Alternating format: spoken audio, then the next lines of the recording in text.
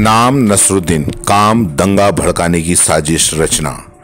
जी हाँ, ये वो शख्स है जिसने पूरी प्लानिंग के साथ में अपने काम को अंजाम दिया था। दंगा भड़काने की पूरी स्क्रिप्ट तैयार कर ली थी, लेकिन मुस्लिम समुदाय से जुड़े लोगों की सतर्कता और पुलिस की मुस्तैदी से ये पकड़ा गया और इसके काले कारनामों का चिट्ठा भी पूरा के पूरा खुल गया।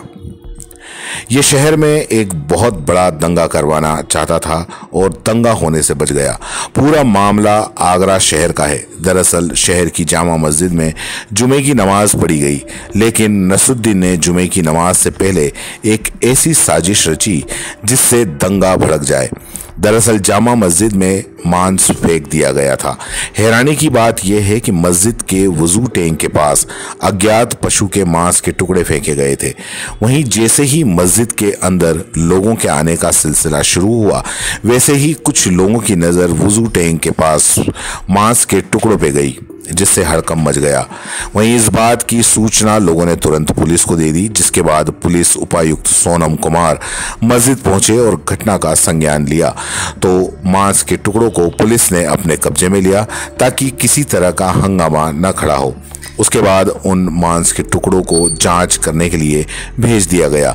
वहीं साफ सफाई भी करवाई गई पुलिस के सामने और मस्जिद के सीसीटीवी कैमरे को फिर खंगालना शुरू किया गया।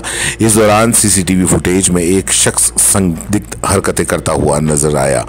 इसके बाद आसपास के और कैमरों की तलाश की गई, जिसमें वो शख्स मस्जिद में मांस रखते हुए साफ साफ दिखाई दिया।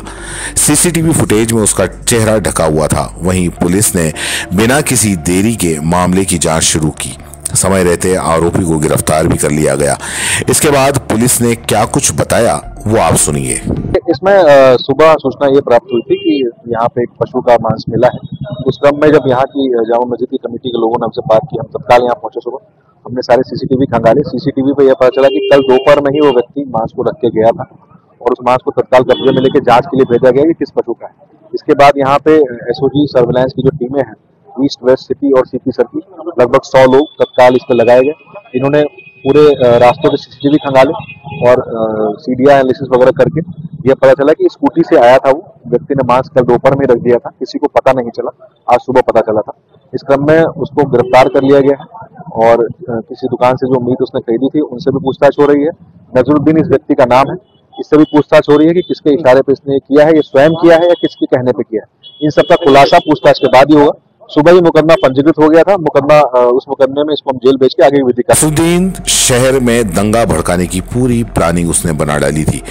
उसके लिए एक दिन पहले यानी गुरुवार को मांस के टुकड़ों को मस्जिद के अंदर रख दिया था। हालांकि लोगों की जागरूकता और पुलिस की मुस्तैदी के चलते इस शख्स का प्लान न सिर्फ फेल हो गया, बल्कि पुलिस ने आरोपी को गिरफ्तार भी कर लिया। लेकिन अब कानून को इस शख्स के खिलाफ सख्त से सख्त कार्रवाई करनी चाहिए, क्योंकि ये ही वो लोग हैं जो दंगा भड़काते हैं और फिर कहीं छिप जाते हैं।